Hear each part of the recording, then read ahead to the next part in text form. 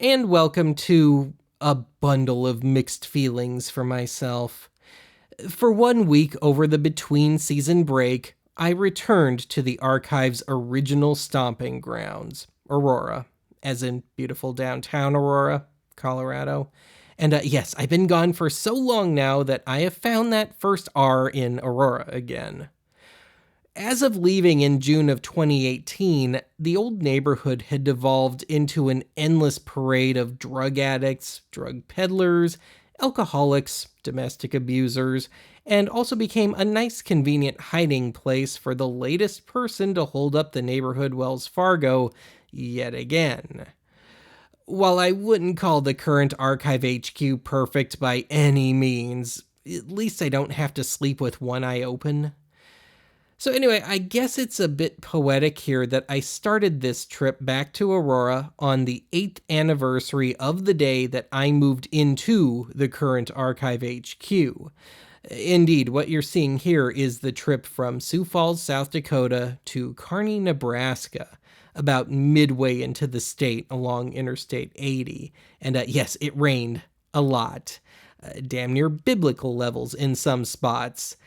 Shock of shocks, I didn't shoot much footage through the storm.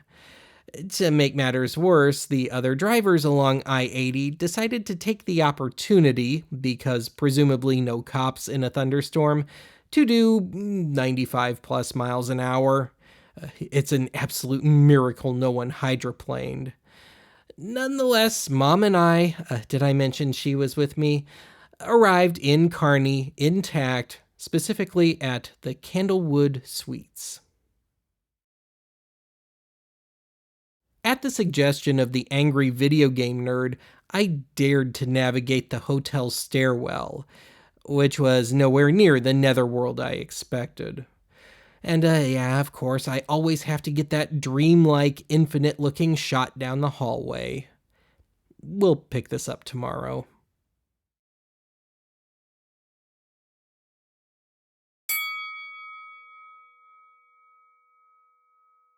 Picking up the next morning, if my math is right, Kearney, Nebraska is almost the exact midway point between Sioux Falls and beautiful downtown Aurora, within 10 miles or so.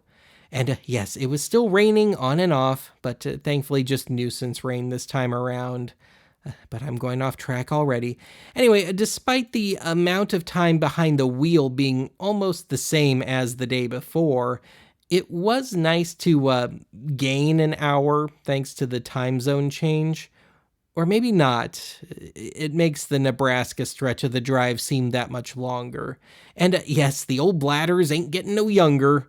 First time I've ever had to stop at a rest stop.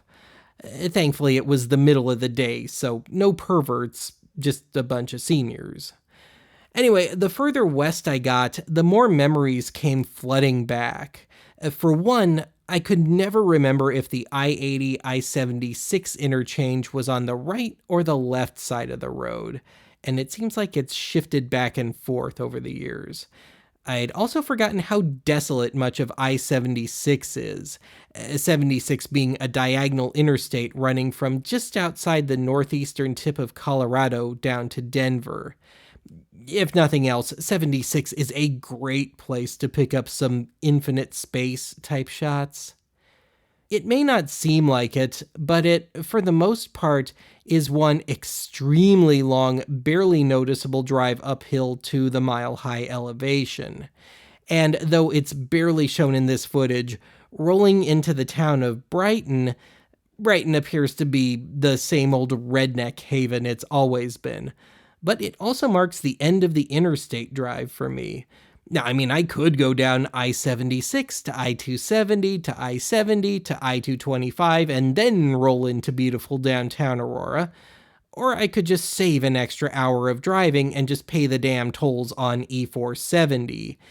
And E-470 remains the odd mix of wide open and strangely compacted that it's always been. Now, since Mom was staying with some old friends, it meant rolling right back onto the street I grew up on. Depressingly, it looked more like a used car lot than a neighborhood at this point. Alas, the camera slid without me noticing, and there's barely any even half usable footage. Anyway, after catching up with those old friends slash neighbors and having dinner, it was off to the hotel. Now, I drove I-225 and I-25 a million times between 2000 and 2018, and it seemed even more cutthroat than it used to be.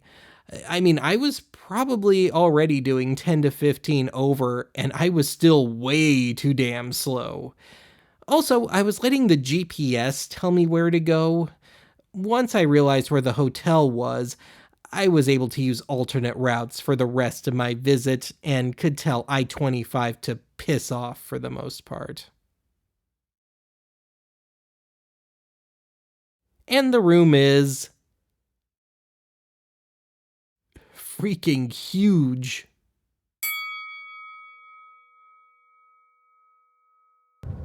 Well, no time like the present to really finally do a little real world use for my wireless lav.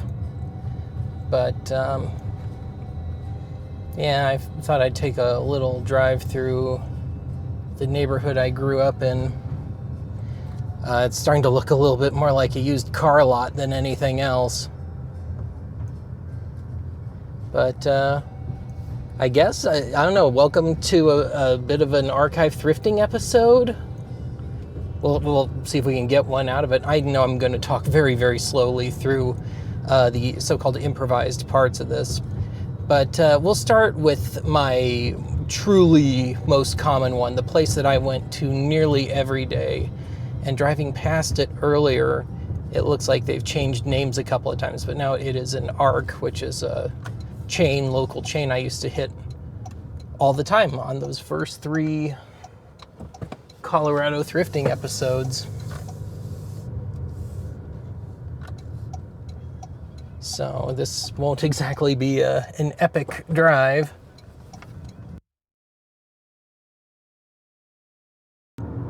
That's my old high school on the right. May or may not be visible in the shot, if I can keep the camera steady. Tempted to stop at the hardware store and get some electrical tape and strap this sucker to the dashboard.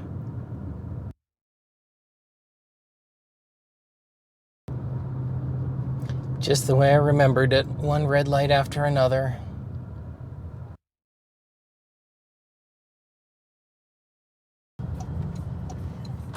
Oh, sure enough, the marijuana dispensary is still open.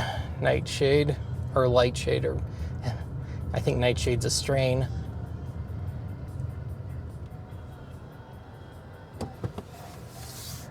All right.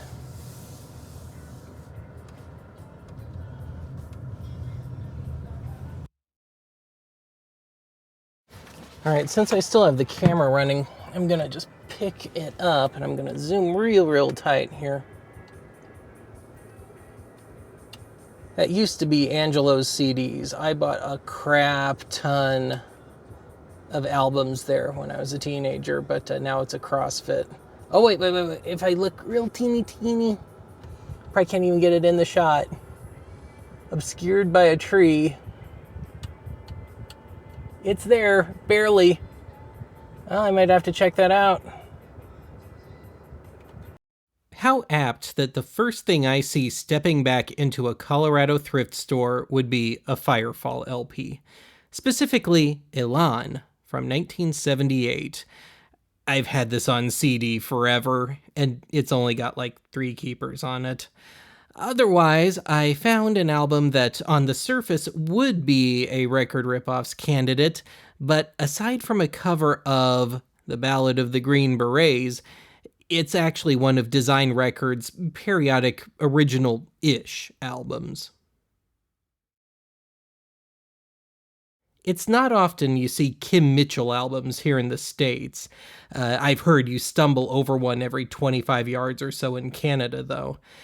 Patio Lanterns was the only song on here that I had ever heard. I would have happily taken that one on CD, but yeah. Otherwise, here's the true gem of the lot. Bert sings "Doin' the Pigeon, I Want to Hold Your Ear." Actually, I think that's supposed to be 2 songs. Mashed into one would be more interesting, though. Digging deeper into the LPs, we've got This Lusty Land from Tennessee Ernie Ford. And Ernie looks downright perplexed by that land. Anyway, they had one of those secretary's transcription training discs. I actually already got a few of those things. And I discussed this dude recently, Mr. Acker Bilk, and his only US hit, Stranger on the Shore. And I think that's the first copy of that I've seen since I left Colorado. But yeah, wake me when a reel-to-reel copy turns up. Well, this is a first. Now, I've seen those massive consoles before, but never that little mini manual that they'd stick on the turntable. But in this case, it's the opposite. We've got only that little piece of paper. And yeah, if memory serves, the tracking force on those old console record changers is pretty brutal. Now all I need is a console to go with it. Well, it's nice to see the VHS section is still around, though nowhere near as plentiful as it used to be. And the 2 running themes today seem to be New Age flakiness and evangelical stuff, which, come to think of it, was always pretty common. The more things change, the more they stay the same.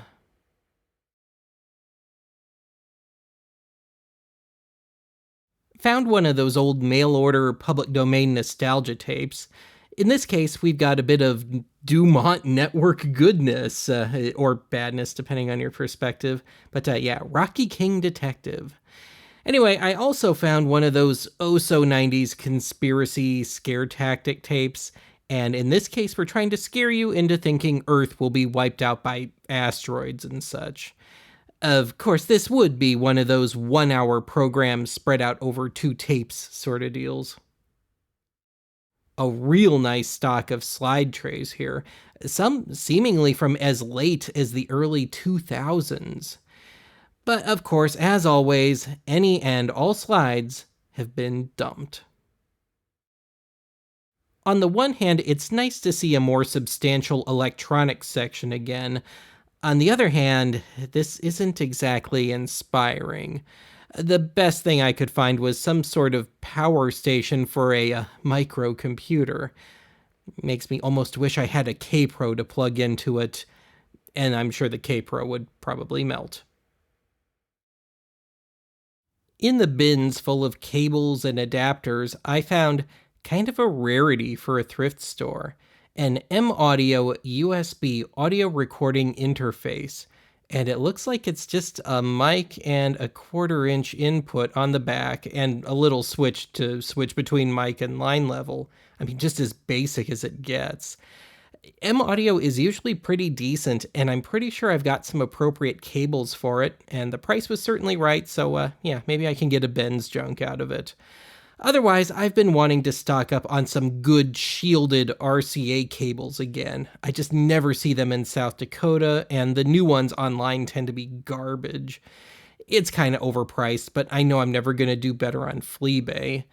But otherwise, even though I don't need anything right now, it's just so nice to see bins of adapters again. I think this marks the first Wurlitzer organ I've ever seen in the wild, and this thing is in beautiful condition. And it also seems to be a pretty sophisticated, by domestic standards, model to boot. And yeah, it also seems to be one of those quasi-synthesizer models as well. I have nowhere to put this. I have no means of getting this home. But nonetheless, I hope this goes to a good home. That's a pretty nice one.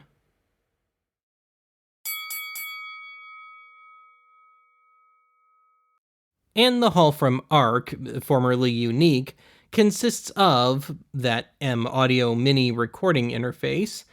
I also grabbed a set of good shielded RCA cables. Then I found a still-sealed Firewire to Mini Firewire cable, because I didn't have any spares. I also stocked up somewhat on VHS Vault candidates.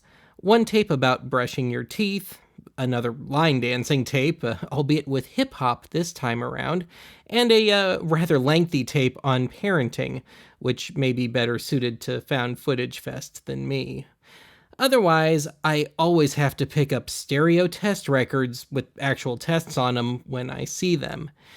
And lastly, I grabbed the 12-inch maxi single of the long version of Laura Branigan's Gloria. I've never seen this particular edit on CD.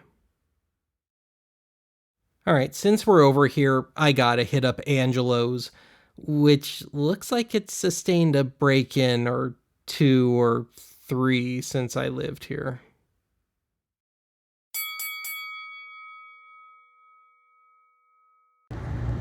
Alright, I guess I'll talk with this one live here. I didn't shoot any footage in the store because I just got to chatting with the clerk, who was still the same guy that used to work here years ago. But yeah, I got some good ones today, and no more than $6 a piece. So Sparks in Outer Space. I never see Sparks on CD. I've had this on cassette forever and ever. Richard and Linda Thompson's Sunny Vista. The first time I've ever seen it on CD for under $30, and this time it was only $5. Van Morrison, his old stuff with them, but the real jewel today is, yeah, I know that's a common one, but wait a minute. I've lamented about that before. Zan's has been found. I found it. Finally, after all these years. Alright, admittedly, I was over here getting gas. If it's even in the shot, it's kind of hard to tell with the sun shining on it. But I figured since I was over here, since people like to talk about their old video stores and things like that, I would show mine. So if I swing around here, true to Colorado form, it is a dispensary now. Otherwise, yeah, China Cafe straight ahead. That used to be the a place I would get Chinese takeout. Old school, very, very old school, very MSG heavy. Now, unfortunately, there's no great way to get a left turn out of here. There's never been a light out this way, so... Oh, we got a jaywalker, shock of shocks. There's a money tree out of the shot, but yeah, I'll pick it back up when I start to hit Goodwill. All right, well, I figured instead of trying to find a left turn to go to Goodwill, I wouldn't fight it, and I would stop at 7-Eleven, because there aren't any of those in South Dakota. And yeah, had to get myself a Slurpee there for old time's sake. But anyway, I'm going to swing around this shopping center here, so I guess I better put the camera down, get the car started, and I spent a lot of time here growing up in this shopping center. So if I go around the corner, it will be the what used to be an AMC movie theater back in the 90s that I used to go to. I have no idea if Music Go Round is over here. I used to buy instruments kind of cheap, and the stuff I still used to make Sergi and stuff today, the compressor and a lot of those units, I actually got over here. But yeah, this is my first time driving through the shopping center in 8 years. Yeah, there used to be a dry cleaners on the right. Looks like it's still there. But when I turn left, the really tall, peaky part of the building here, just beyond this FedEx truck, that is what used to be an AMC 1,000 years ago.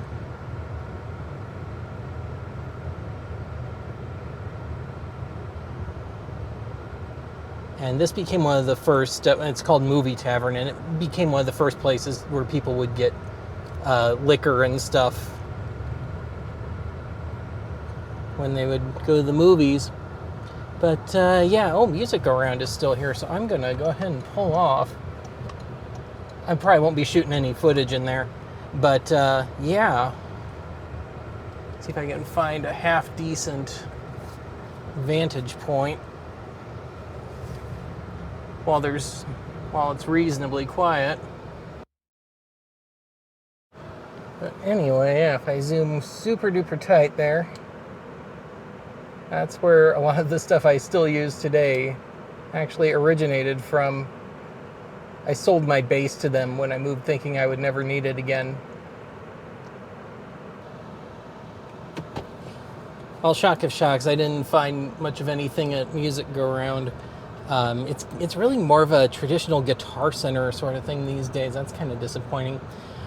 All right, I suppose I should find the old Goodwill, the place where I bought a lot of my early LPs and Laserdiscs. I don't expect to find a friggin' thing in there, but yeah.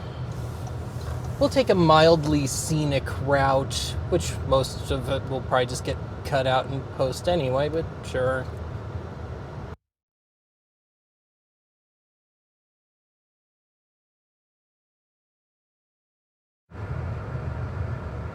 Now on the left, that used to be a United Artists Theater 1,000 years ago.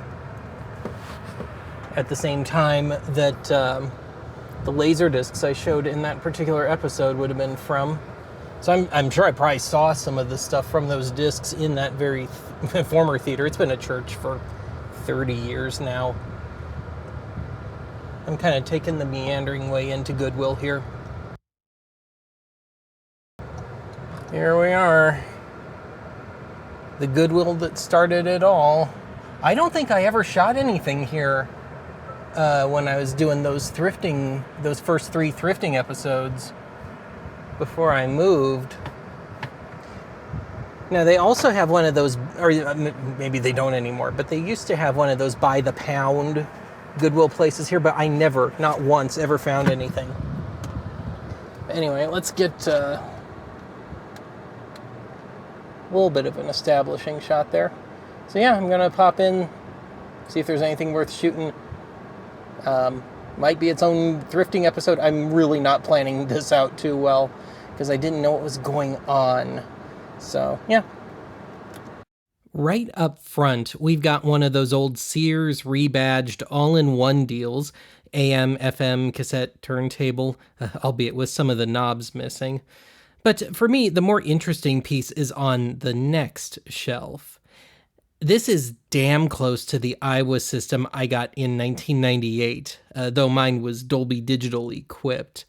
For what it's worth, I kept using the speakers from it for the next 20 years. Otherwise, yeah, a whole lot of mixing and matching going on.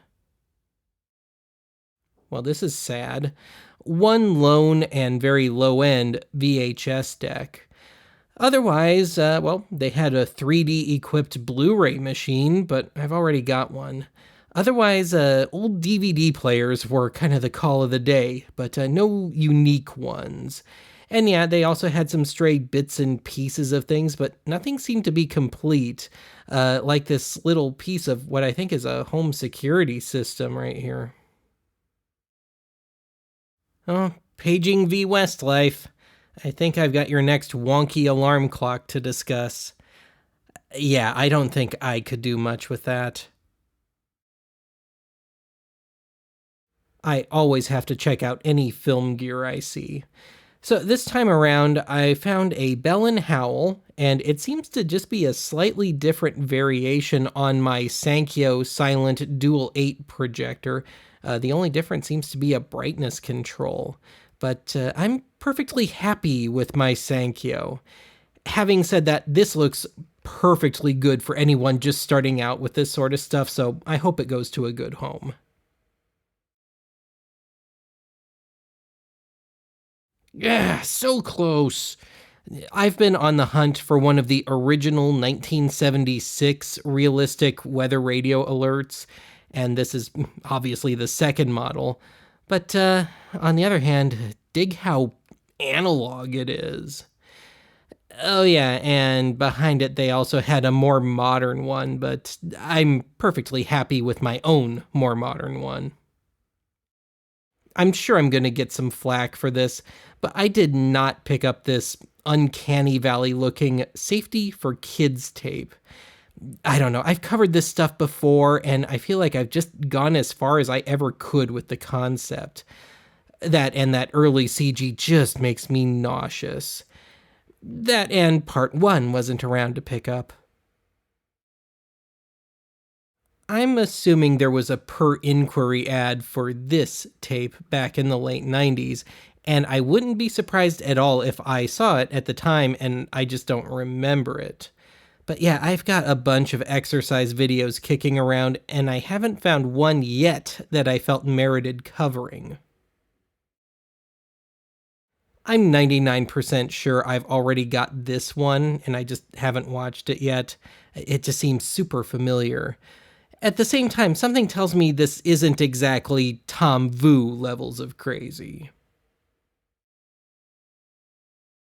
I've already got means of playing super audio CDs. Otherwise, I would be all over that thing. But this looked too tempting to pass up. This is a dodgy-looking aftermarket DVR, digital video recorder. But at the same time, this seems almost weirdly professional. I mean, just look at all those input types. There was no TV around or any cables around to test this with, but at $10, I went and took the gamble anyway.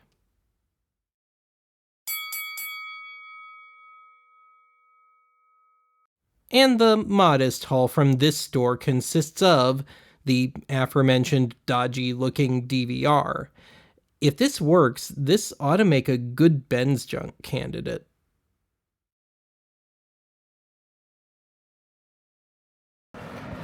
Alright, getting a left turn out of here is going to be a fool's errand. No light again. Well, actually, there used to be. If I weaseled my way around, I might be able to pull that one off, but, you know, I don't think I really need it. I'm on the fence about that one. Let's see if the light is still functional.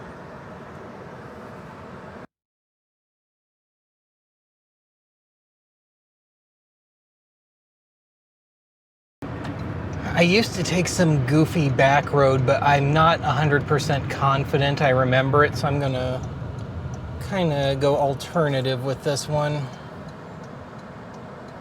This could take a while to turn.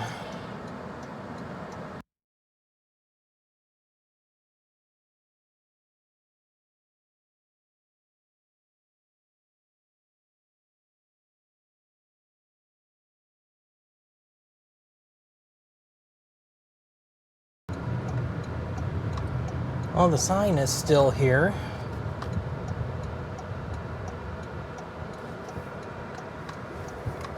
The Face Shop. Huh. I could use a new one.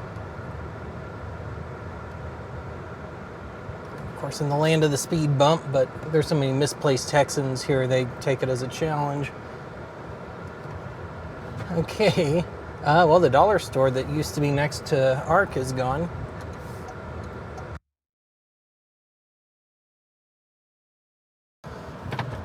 All right, so from the very, very early days of archive thrifting, here we are. All right, I'm calling it. The arcade 1-up mini arcade machines are officially over the hill. But in this case, the price doesn't seem too far off from a new old stock one, does it? This was tempting. A new old stock Microsoft IntelliMouse Explorer. I'd be using this with one of my Windows 98 laptops. In retrospect, I'm not sure why I didn't grab this. I mean, it couldn't work any worse than the Mises I've hooked up to my machines thus far. I don't know, maybe I thought it was still slightly too modern or something. Yeah, I should have picked this up.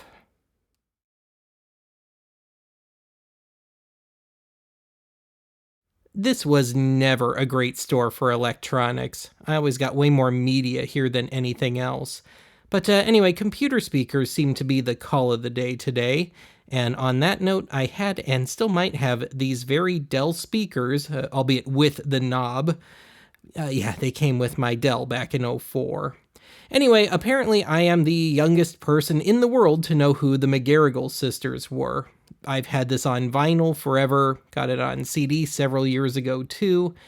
But yeah, even though there's some definite chaff amongst the LPs, It's really nice to not be inundated with bad country and religious stuff. Holy crap, is that the first ever pop CD? Yeah, it is. Unfortunately, it's a later European issue. Dang. Otherwise, I had to double check this, if I ever grab it, Tom Jones album. This was the first thing I ever owned on reel to reel. Unfortunately, outside of the hit, there's really nothing to this one.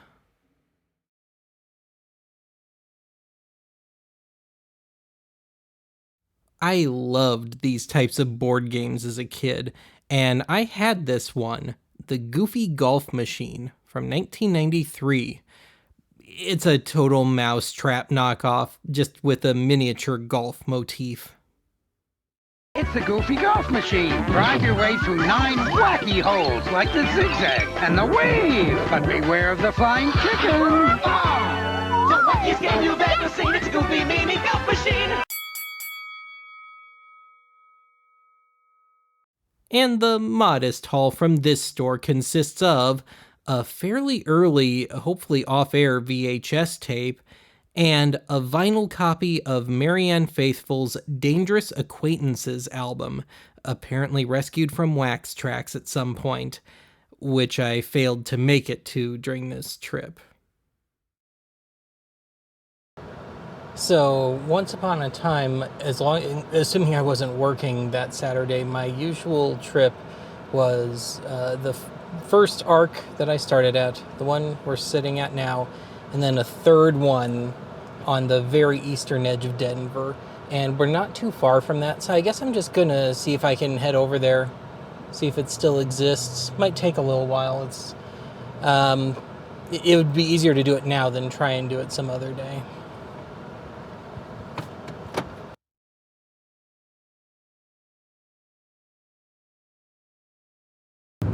Now that I think about it, I've got my old trail mixed up. I used to do the North End arc on Saturdays. It's been a while.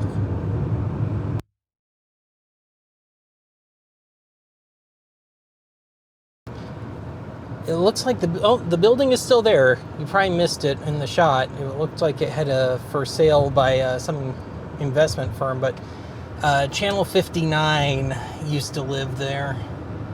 Boy, they've really built this up. There didn't used to be anything on the right side of the road here. And there used to be, I'm sure it's still there, there used to be a ham radio outlet up here somewhere too.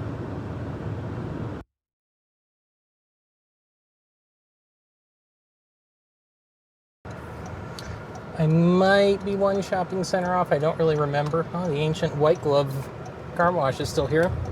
Looks like they've actually fixed it up. Okay, good, I can get up there from here.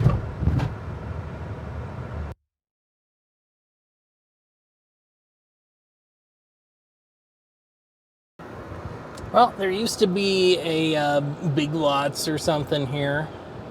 Not anymore, but yes, let's hit one of the old arcs.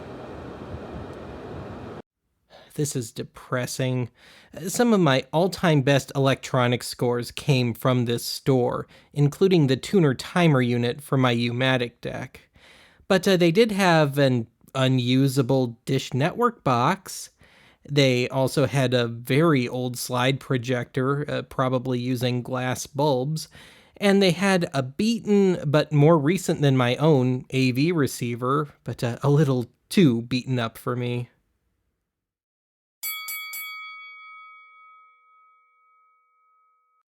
And the haul from this store consists of another set of good, well-shielded RCA cables at a better price than earlier. I also got 2 audio cassettes, the Rhino issue of Eric Carmen's solo debut, and usually these 90s Rhino tapes are pretty good, and an original pinch case, if you will, issue of the Marshall Tucker Band's A New Life.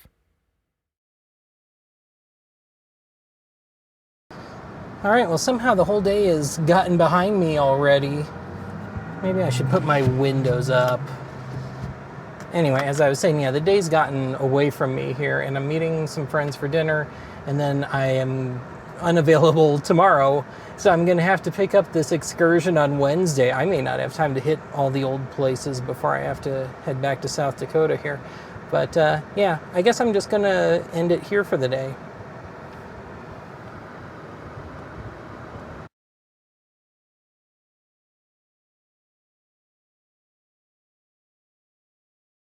Big Mike Naughton is Ford. Big Mike. It's official, the first Ford sell-off of the year. 325 cars, 268 trucks, ordered sold by midnight Monday. It's a limited offer for a limited time. So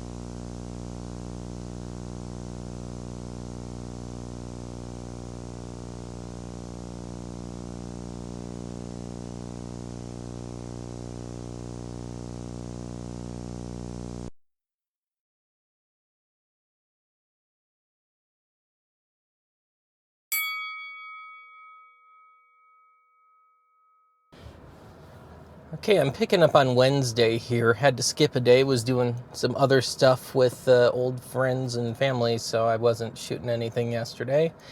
And I guess we'll pick up where I left off Monday afternoon. I think for the most part I'm going to stay on the Southside today. We were kind of western and central on Monday, so yeah, let's move south a bit. And yes, I stopped at Village Inn for breakfast this morning. There are no Village Inns in South Dakota.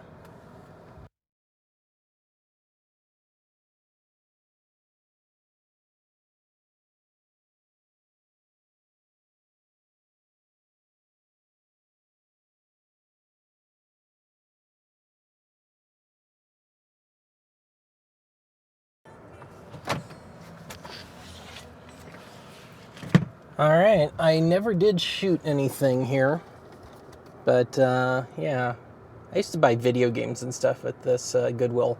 What is this, Parker and Bellevue? Something to that effect. I'm just, it's so burned into my brain the way around town, I don't even remember some of the street names, but yeah, see if I find anything.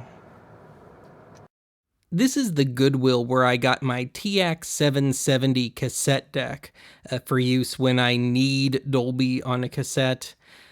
It's just as cluttered here as ever, but yeah, no gems today. Actually, gems were few and far between here the last few years I lived here.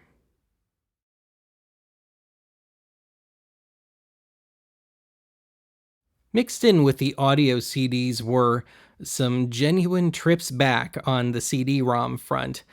I think I found the entire line of Mac Academy tutorials on Photoshop, WordPerfect, and a few others, and not to mention a stray math tutor thing that I went across a moment ago. But yeah, nothing that I'm after.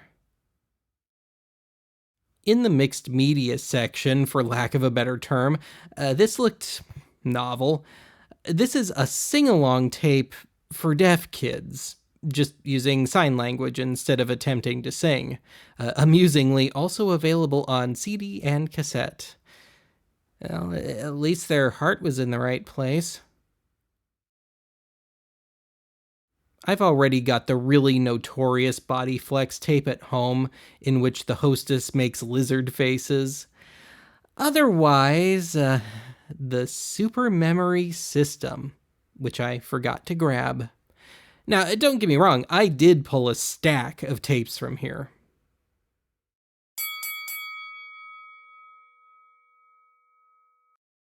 And the haul from this store consists of 7, hopefully off-air VHS tapes, potentially dating as far back as 1980 or so. The most recent tape of the lot, the Fuji one on the far right, appears to be from the mid-90s. All right, I'm still at the same Goodwill. I just moved the car so I could get my junk together.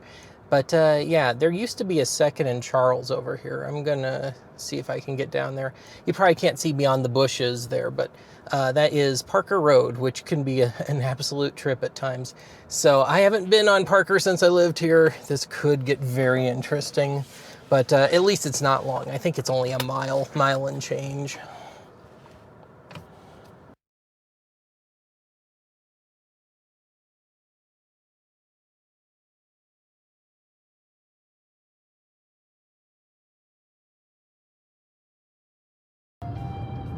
Oh, Lord, we put a roundabout here.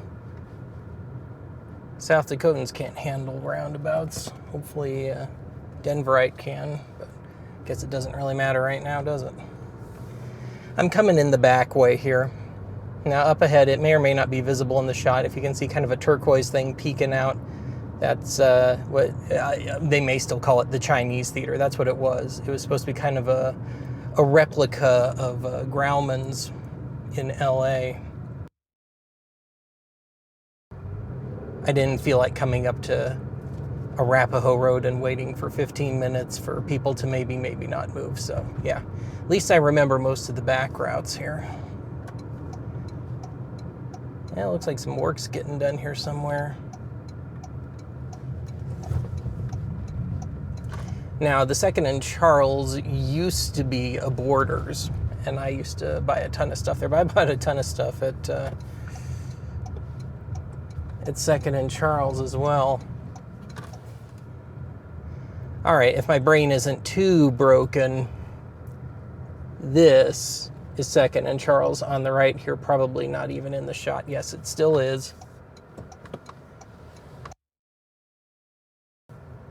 I used to raid the clearance bin here constantly. So if I grab the camera, pull around, yeah, it's kind of obscured by trees, but yeah, it is indeed II and Charles. All right, see if they got anything. Once upon a time, they had a whole aisle of nothing but clearance CDs, and I grabbed a bunch of gems from it for as cheap as 50 cents. These days, it's just one of those truck stop styled spinning racks. Anything on this rack I'd ever want, I already have. Well, true to II and Charles form, the older games are all behind glass, with nothing noteworthy and way overpriced. Amusingly, they're even sticking the Guitar Hero stuff behind glass at this point. But of course, the cheapy plug-and-play hunting games are very much still out in the open. Isn't that just a Rock Band drum kit? I thought this was supposed to be the instrument section. Oh, there's the guitars, which look more like toys to me. Really? Cheapy ukuleles? Or, maybe not so cheap. Come on, it wasn't that long ago that a cheap and cheerful uke was only $40.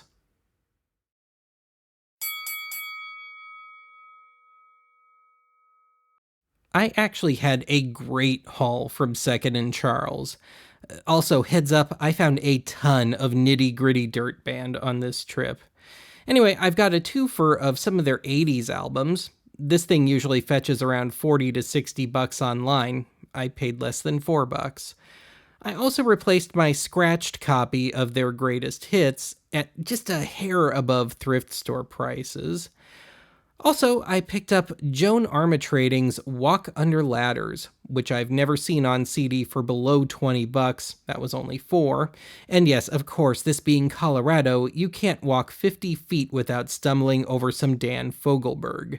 This was the only prime 70s, 80s Fogelberg album I didn't own. And yes, I'm gonna rock down to Electric Avenue with Eddie Grant. I've never seen this on CD before.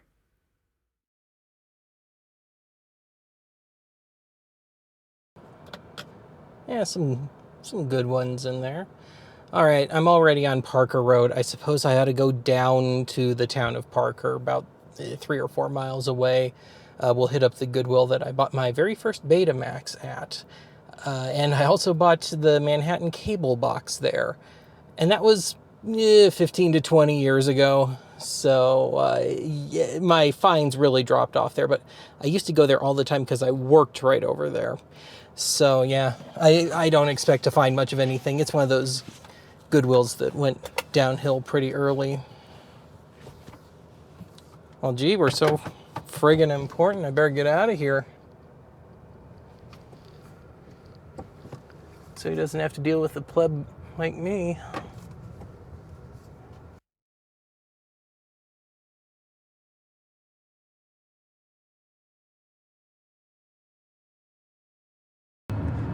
my God, there's a bridge now.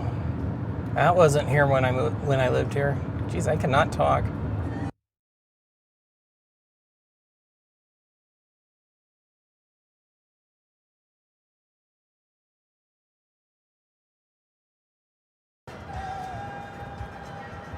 Oh, we always used to call this Little Texas. Doesn't look like it's changed a whole lot. I'm sure half the plates are going to be Texas plates. Oh, it's an Arc now. It's not a Goodwill anymore.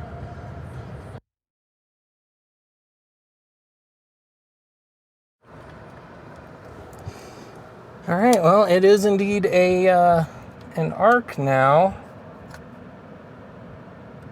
Interesting. This became one of the worst Goodwills for quite a long time, so I don't know, maybe Arc has made it a little better.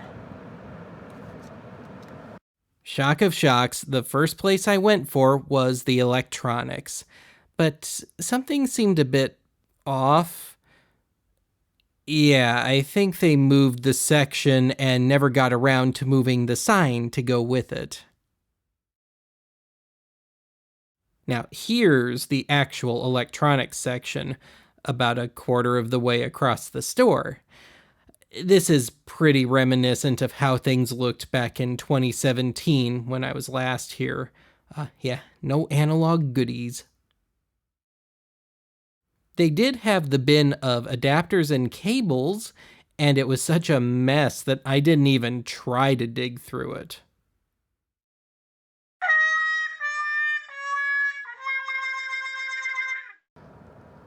Yeah, I remember why I stopped going here. I used to come here on my lunch break and stuff all the time, or before work when I worked over here. And I had largely stopped before I even moved on professionally. But yeah, I see I haven't missed a friggin' thing. I watched it go from being a really terrific thrift store to a pretty lame one. And yeah, no good. All right, we are half a mile from where I used to work. We'll swing by, see if it hasn't burned down yet or something.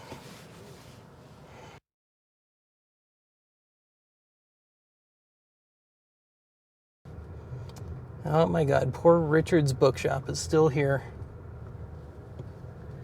I'm winding around just a smidge here so I don't have to put up too much with Main Street, aka downtown Parker, which is all of 2 blocks unless it's grown. Over on the left is City Hall. Oh, and the friggin' road is, well, no, it's not really.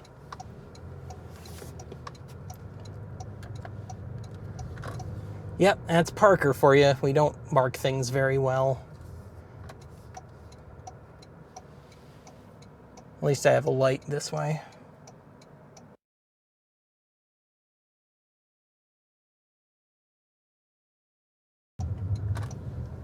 Yeah, here we go. Downtown Parker, Colorado. And it does not look like it's changed. I used to work at that chapel periodically. Sometimes the city would hold events over there and I'd be called in for that. Oh, there's a big old high-rise here now. Oh boy.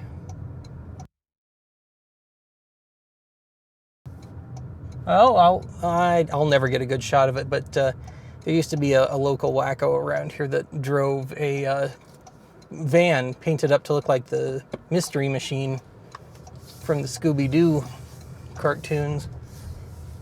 It's kind of hard to see. I'll see if I can find my way over there. Yeah, unfortunately it's parked, but on the right here, this last car, this Toyota, that is that's the Mystery Machine. I can't really get a good angle on it, but trust me, it's painted on the side, and it even has, you know, the words Mystery Machine on it. So anyway, this is where actually patrons, if you will, are supposed to park. Let's head over to employee land here. I was already the last surviving original crew member here when I left, so I'm not even going to try and go in. Oh my God, they've got a parking garage now. Why? So is the employee lot still over here? No, oh, I see what they did. Yeah. There is no employee lot anymore, it looks like, or you just park in the garage. Okay, and then the auxiliary, whatever you want to call it, outposts, if you will, the annexes of Town Hall. Boy, I couldn't even get in. You're not missing anything. So, yeah, I think they've done all right without me. Hell, maybe it was me leaving that made things start to go better. I don't think this exits, though. I may have to find somewhere else to turn around. Regardless, I will, I'm going to park for a moment just so I can lay down what I intend to do here.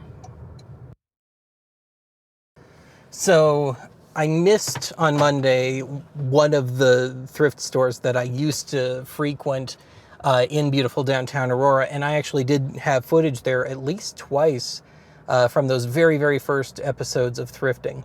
It's a solid half-hour drive from here, but I figured since I was already on Parker Road, I'd come down into the town of Parker. But yeah, I'll pick back up once we get back into beautiful downtown Aurora.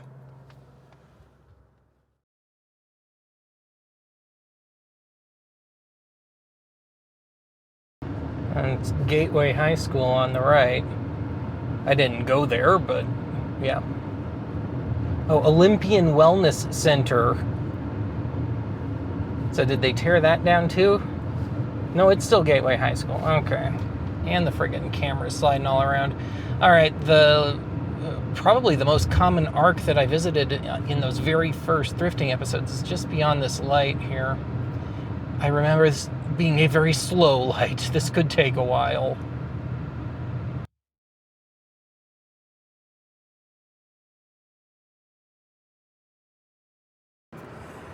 Okay, well,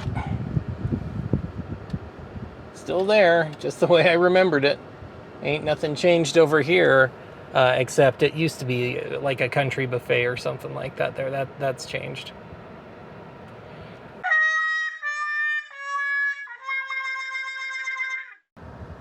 Well, on the one hand, they still had the nice big tubs of cables and stuff, but I don't really need that much of anything. Actually, I've kind of rounded up what I would need in the short term here, at least, in other stores.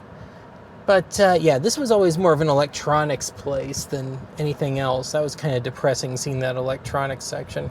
Anyway, I didn't go up there the last 2 or 3 years I lived here, but we're only about a mile away. I'm going to hit up I think it was just called Video Store, some super uber basic name. I stopped going there when they stopped carrying VHS, but I guess I'll just swing up there and see if they still exist, if nothing else. Might as well, I'm already over here.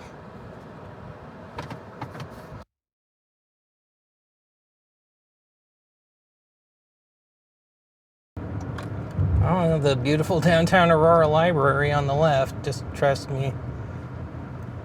It's there. Boy, this has changed a lot. This has changed a whole lot since I lived here. It's barely even recognizable. But next intersection should be the shopping center. Next significant intersection, I should say. And it was a very old one back then. I can't wait to see how rundown it is now.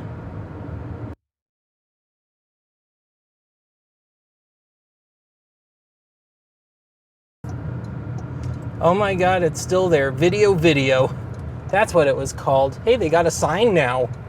It was just scrawled on the windows way back when. I'll take a pop in. I won't shoot any footage here unless I really hit something amazing, but yeah. I used to raid this place for VHS. Some of the Happy Hamster footage actually came from here. So, yeah, I seriously doubt there's anything in here at this point. They had kind of stopped doing the stuff I was interested in a couple years before I left, but yeah, I'll check in. Wait. Is it really? The VHS section is back? All right. And the price looks like it's gone down.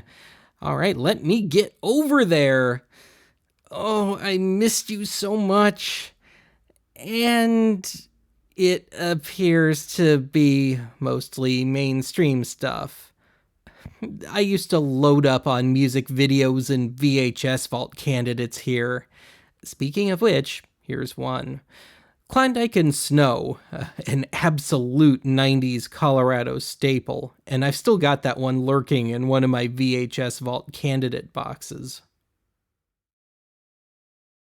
The Laserdiscs are back too, but in the old days you had to go to the locked back room for these, and now they're out on display. These appear to be the same ones. The price seems to have gone up a bit, but you know what? I don't care. Time to go digging.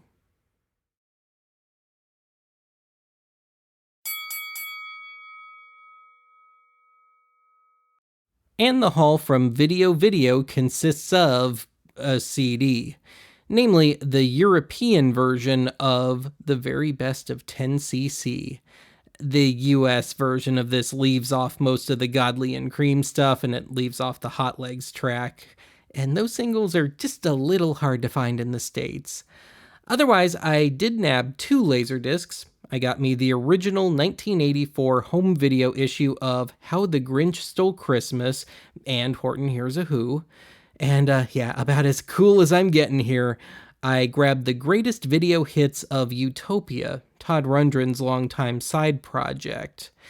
I also found 6, hopefully off-air VHS tapes and 2 VHS vault candidates. They threw all the tapes in for free. Well, that went way different than I expected. I was in there for too long. I was going to go up to, I don't even remember, I think A Plus Thrift on Colfax, which I think was the last thrift store I hit on the last Colorado archive thrifting video. I was going to do that. I am kind of pointed that way, but it is late enough now that I am filthy. I've been digging through crates all day. I am sweaty as hell. And I'm supposed to meet Mom for dinner. So if I want enough time to go back to the hotel and get cleaned up and stuff, I'm just going to have to call it a day here.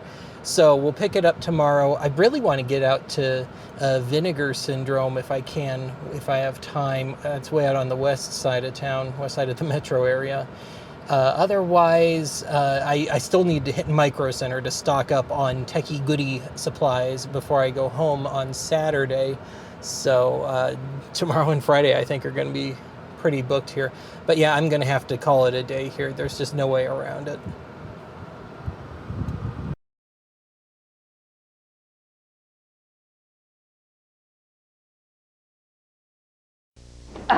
Will you open this? Hey, Dad, is this how you sulfur pie? Man, I know you said rock and roll, but I really wanted to direct. I was hoping you could talk to the president about the price of oil. It's good to be me. Good things happen at Carefree Spas. Like right now during Wet Test Week, you'll get incredible savings on the best-built spas. Savings, selection, and service. Carefree Spas, where good things happen in Denver and Colorado Springs.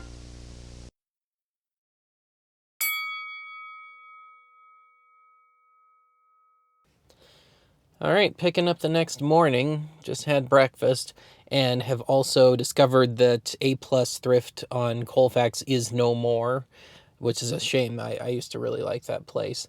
So yeah, the whole idea today was to do the Colfax Run. It was going to be A Plus Thrift, Twist and Shout, and Vinegar Syndrome way out on the west end of the metro area. And so I guess it'll be just Twist and Shout and Vinegar Syndrome. And then I still intend to get to Micro Center sometime. So if there's time this afternoon, I'll get to it. Otherwise, it'll have to be tomorrow. So yeah, it's a long drive. I'm not getting on the highway at rush hour. So yeah, I'm going to have to just weasel my way through town. This is going to take me a while. And it's just as well. It's only 9 a.m. They don't open till 10.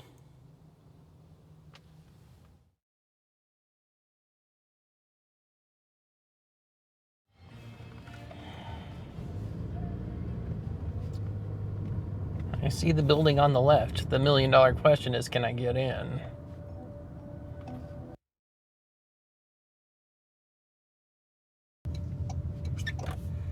This is always the most tight-ass goddamn parking garage in the world. with the worst street to get on it or into it. And I have a feeling it hasn't changed one bit. I'm sure it's still just a brutal straight up hill.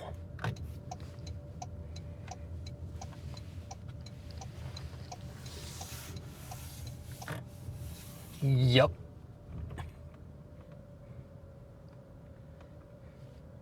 At least it's nice and early in the day. I used to come here at times and it would be just, you couldn't park, you couldn't do a damn thing here. You'd have to, if there was an event you were going to here, you'd have to be here at, 2-3 hours ahead of time. It was just dumb.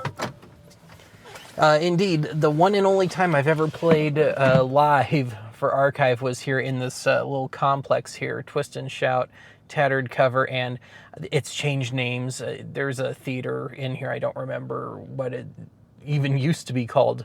I opened for Found Footage Fest once, just like 2 months before I left here. But yeah, a lot of memories in this garage. And to my utter shock, the store still doesn't open for another 20 minutes. So I guess I'm just gonna hang out in the car for a while. Even with a ton of construction and stuff, I got over here way quicker than I thought I would. Once upon a time, my old albums sold here.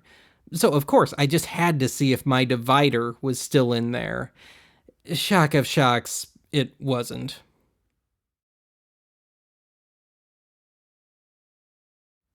Ooh, Michael Martin Murphey. Well, this is awkward. Found an album from my first boss. I'm not joking. I worked at his folk instrument music store briefly as a teen. He's in his 90s now, and will still outlive us all.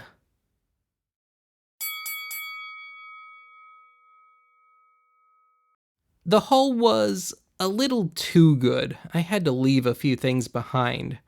Anyway, I got Michael Martin Murphey's Blue Sky Night Thunder, aka the Wildfire album. And then I'll get to it. I've had the Dillard's Wheat Straw Suite in my collection forever, but never its almost as influential follow-up, Copperfields, psychedelic pop meets bluegrass. Then I got more Nitty Gritty Dirt Band. This one usually fetches around $50 online. I paid $12. Now, this next one usually fetches north of $100. I paid $18. And then below that, I've had that on vinyl since I was a teenager, and the Brickwalled remaster since I was in college, but this is the first time I've ever seen the original CD in the wild. Then, a grail of mine, Garland Jeffries' Ghostwriter on CD and 2 of his subsequent albums. I managed to catch wind of this reissue at the time, just as it sold out. On its cheapest days, it fetches about $50. I paid $25. And yeah, last but not least at all, another grail of mine. At long last, the original issue of Three Dog Night's Hard Labor on vinyl with the uncensored withdrawn cover, only $6.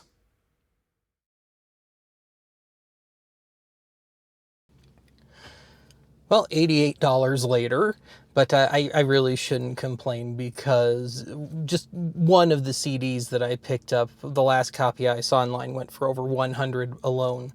And yeah, a couple of grails in there, so I shouldn't grouse about spending almost $88 on CDs and one LP. Anyway, it might make my trip to Vinegar Syndrome just a little lean, though. But yeah, I guess it's time to get back onto Colfax and trudge our way all the way over to the west side, over by the infamous Casa Bonita.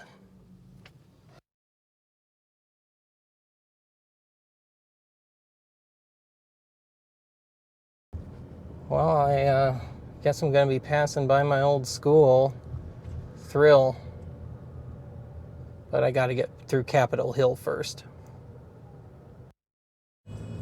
Well, it's probably not going to be visible in the shots, any of them, but I used to play some of these clubs along this street ages ago, and I got to see some artists come through. I got to see Graham Parker as his career was totally bottoming out over here. It was like 95 degrees or 100 degrees in the club, height of summer. It was probably pushing 100 outside. It was nicer outside than it was in the club. But yeah, it looks like most of the old rock bars and stuff are still floating around here. I did some of the ones along Broadway as well, and up on Larimer, but yeah, a lot of memories over here. And yes, rainbow flags, because, you know, it is June in Denver, as one would expect. Well, it's obscured considerably, but off to the right is the Aurora campus where I went to college, and it still appears to be 3 colleges mashed into one place.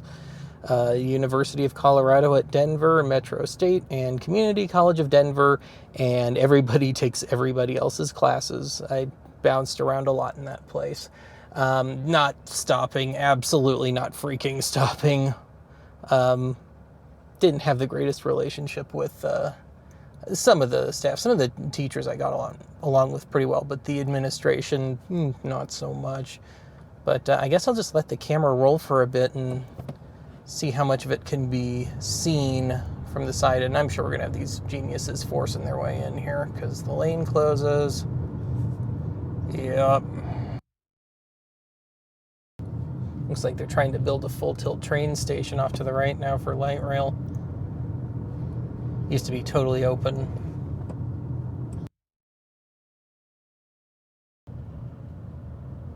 If I were to turn right here, which I'm not going to, that's where I used to park. That was kind of home base for me. Looks like Mile High Stadium is still out there off in the distance. I don't know where else it would go. Off on the left, it may not be visible in the shot, there is a billboard for Frank Azar, an attorney. If you're one of the die-hard viewers of the commercial riff episodes, I did a Frank Azar ad pretty early on. I didn't have to say a word.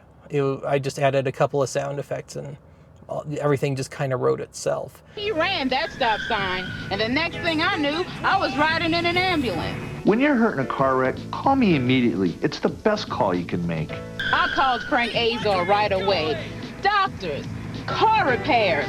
I needed help, and I got it. Call 757-3300, and you'll get immediate help. I'll take care of you, your car, and get you your check. Do you know what this is? A check. And do you know who got it for me? Frank Azar.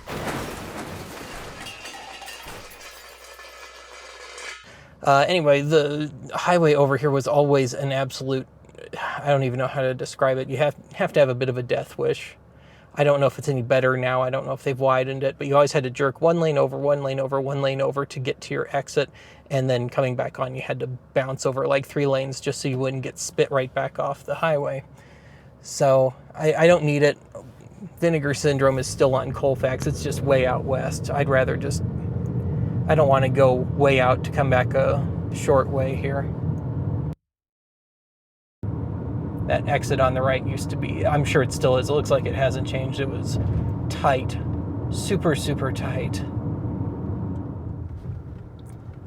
Don't you just love how fresh and hip it is over here?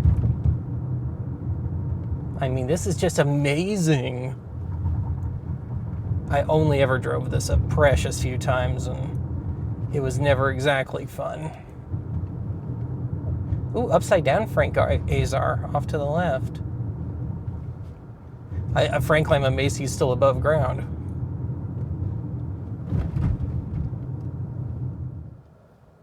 Yeah, it's starting to rain a little if you see anything happening on the windshield there.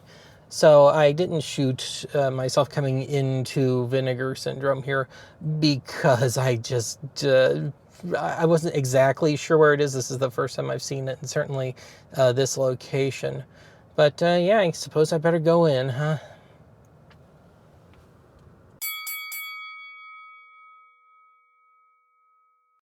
I didn't shoot any footage in Vinegar Syndrome, but the haul consists of 2 music video laser discs, strangely enough for Vinegar Syndrome. Yeah, a disc of Pat Travers music videos for only $2, and the Smithereens 10 for $7. All right, well, it was cool to visit. It's the most cult stuff I've ever seen in one place. And boy, do I feel outclassed in there. I thought I was pretty good at cult movies and stuff, but yeah, there's some serious, serious deep cuts in there. As for anything I was after, there were only a few, precious few on my list, and they didn't have any of them, but hey, got a couple of cheap-ish laser discs. But anyway, I didn't realize I was so close, but for the times that I've mentioned it before, in live streams and then back on the old local flavor episode, if I can turn, their security person is just kind of sitting there and writing something. If I weasel my way up the shopping center here, you might see something pink sticking out.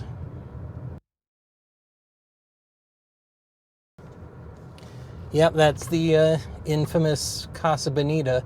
It is about lunchtime. However, I want to be able to ensure I can get through the day without any problems. Who knows, maybe it's fine by now, but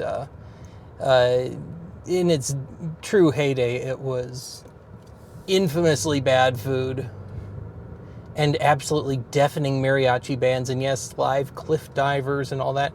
I understand it's all still there, but I don't wish to find out. And they had kind of a goofy arcade. Looks like there's actually quite a wait. I'm sure this is something of a tourist destination. But yeah, not going, but that is the first time I've driven past Casa in 15 years. So anyway, I'm going to weasel my way back towards the tech center, and I'm going to see if I can hit up Micro Center while it's still reasonably early here. Ooh, a thrift store. Hang on. Let's screw my own plans, shall we? There's an Arc right here, almost tied to Casa Bonita. All right, I'll take a pop in here and see what's going on, if I can even get a frickin' parking spot. It's a thrift store, people. Good Lord.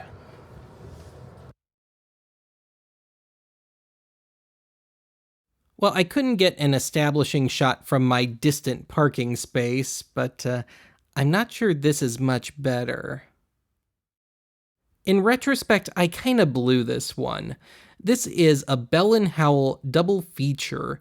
This was an attempt at making a hybrid of an 8mm projector and a self-contained TV-ish sort of thing.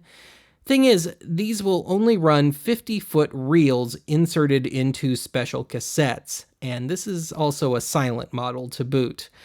Almost useless, but it would have made an interesting Ben's junk. This is damn near the exact model Sony boombox I had as a teenager. As I recall, it took to eating tapes almost immediately. I also remember it being a nice-sounding unit, though. And the price was totally decent at $10, but I have no real use for this thing. But anyway, it looks like the 90s are still lurking down in the cassette deck. That there tape was apparently somebody's dub of a Spin Doctors album.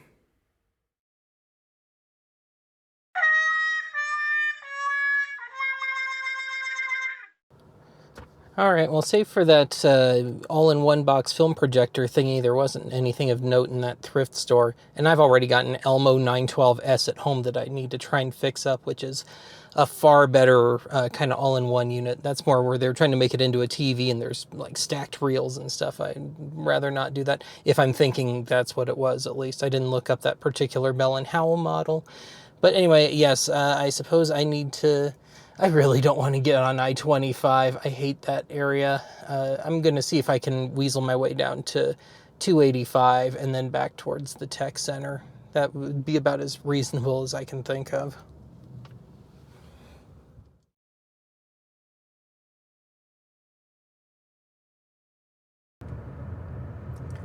Well, this place has had a paint job since I saw it last. Oh, we gotta have... And my phone's a-dinging. Gotta have us a Dollar Tree over here, too. You sure this isn't beautiful downtown Aurora?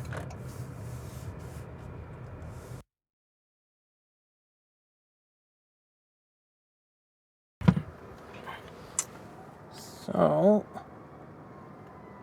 there we are. Obscured, but it's there.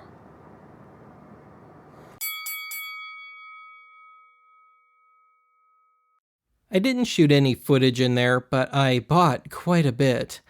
I got some USB to USB-C adapters. I also got a USB voltmeter because I have a dodgy USB port at home, so I can test the damn thing. Then I grabbed the flattest pair of pliers I've ever seen, and Lord knows I've had to extract a lot of stubborn electronic screws. Another weapon in the arsenal. Then I got a Jimmy prying tool, because guitar picks only get me so far when I need to open something tight. Then I've been wanting an electric screwdriver since they first hit the market, but they were just too pricey. I'm sure this isn't the greatest, but at $28, it seemed worth a try. And lastly, a set of hook pick thingies. These are useful when trying to remove and install belts. Okay, I need to rein it in. That was another $87 there, but for one, an electric cordless drill, one of the little electronics ones for $27 was just too good to pass up. And just some of the other stuff like the Jimmy thingy, so I don't have to use guitar picks to open stuff up. And I have a wonky USB port on one of my machines at home, so I got a little meter for that. Cars anymore don't seem to have standard USB, so I had to get a little packet of USB-C adapters and all that. Really, the only things I couldn't get, I wanted jewel cases, like just normal old CD jewel cases. Could not get those anymore. And they used to have assorted packs of electrolytic capacitors and stuff like that. And no, they still have capacitors, but you got to buy a bag of specific ones. So anyway, I am absolutely parched. I guess I'll go spend $2 more and hit the gas station, if I can even get to that, yeah. And then I need to get back to the hotel room, I think. Lock myself away.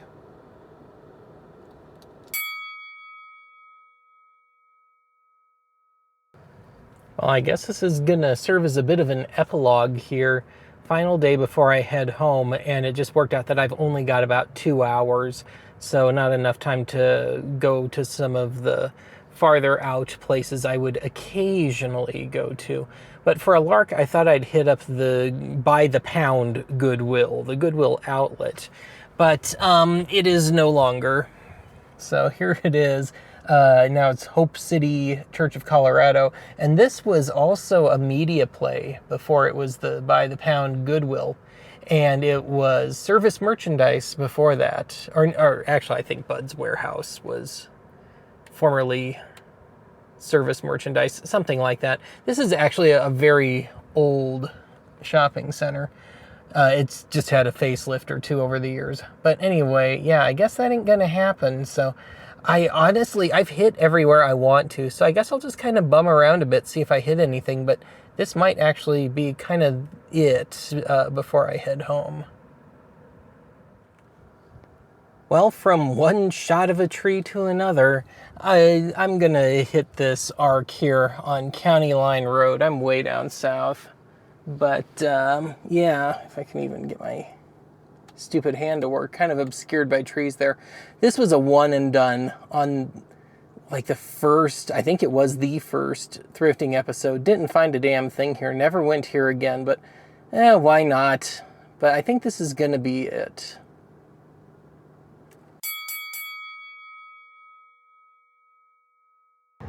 Well, I don't normally live announce these things, but I'll make an exception. This copy of Eddie and the Cruisers 2 looked so lonesome I just had to pick it up. No Eddie and the Cruisers 1, though, so I have both of them on DVD already. But anyway, I don't know if Cinema Snob watches Archive. I don't think he does, but I'm sure this would make him happy. Caligula, Laserdisc. I don't know why. Well, I guess a Caligula Laserdisc qualifies as some sort of finale to this whole trip. I'm not sure what kind, but yeah. So I guess that kind of ends things. I head home tomorrow. If I didn't mention it already, the reason that I didn't do much thrifting or anything today, one, I already hit most of the places I wanted to go. Two, I went to meet at least one of my brothers this morning, and it went shockingly well. So I think I've accomplished all I've set out to do here, and I've found maybe too many things here. I've spent far more money than I intended to. But yes, I suppose I need to find my way back to the old hotel. I'm going to meet the crew for dinner one last time, and that's it. And I'm sure it'll be some brutal montage, for the trip home too, that I may or may not use depending on how much I have to say.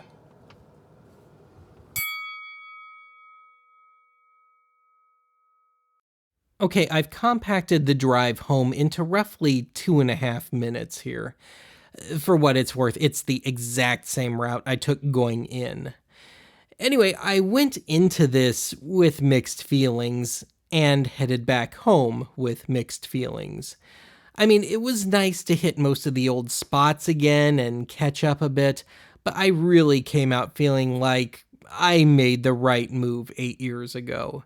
The Denver, and by turn Colorado, that I choose to remember really died sometime in the 2000s and peaked well before that. Now, yes, I did go by, but willfully didn't shoot any footage of, the original Archive HQ, because I know at least one of you maniacs would try and find it. But as I was already lamenting during the opening to this episode, the old neighborhood seems to have gone that much more downhill since I left.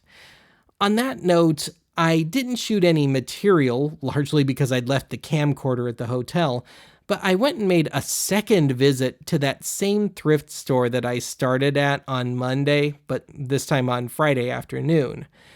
By this point, it was an outright circus of dodgy food trucks, people lined up for an apparent food drive, a line running out the door of the dispensary next door, and a borderline bit of blood sport to get out of that strip mall.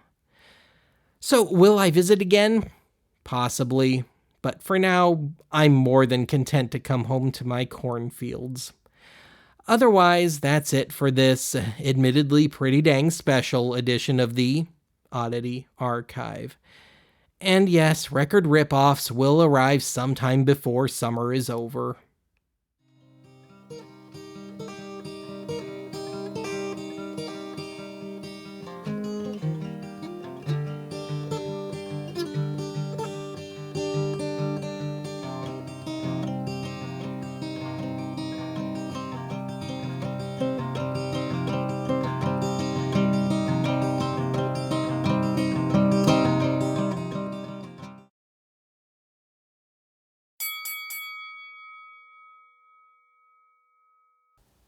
Got a little epilogue to the epilogue here for you. And even though this wasn't really a thrifting episode, this is just for those of you that like to play along at home and have an idea of everything that I got, the final haul. I'm live announcing this one, so this is going to be a bit more loose and rambly than usual. But yeah, let's just try and run this down real quick here. So I got 16 CD titles, at least. Of course, some of those are multi-disc sets. Then we got 14 VHS hopeful off-air recordings. Then we got 5 hopeful VHS vault candidates. Then 2 just regular old movies on VHS. And yes, I totally forgot to show the Charles Bronson one earlier. And then we got just a couple of garden variety music cassettes. And then back here, we got a whole assortment of little electronics and tools and stuff. So yeah, some spare composite video / stereo audio cables. We got the little M audio recording interface, and then all the Micro Center stuff. So the electric screwdriver and the voltmeter and adapters and little tools and stuff.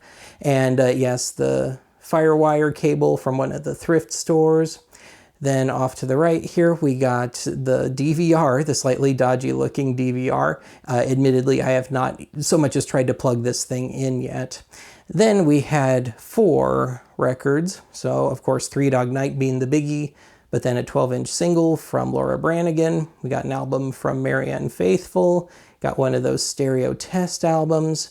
And then we got 5 laser discs, mostly music videos this time. But yeah, we got The Grinch. We got music videos from Utopia. We got music videos from The Smithereens. We got music videos from Pat Travers. And then the one and only, I guess you could say proper movie of the lot, Caligula. And I didn't do a great job of tallying receipts this time, but I believe I spent to the tune of $250 here. Again, this wasn't really thrifting. I mean, $87 for tools and supplies and stuff at Micro Center and another $87 at Twist and Shout. But yeah, this is just for those of you that like to play along at home. Now I suppose I better pop in some of these tapes, see if there's anything worth saving on them.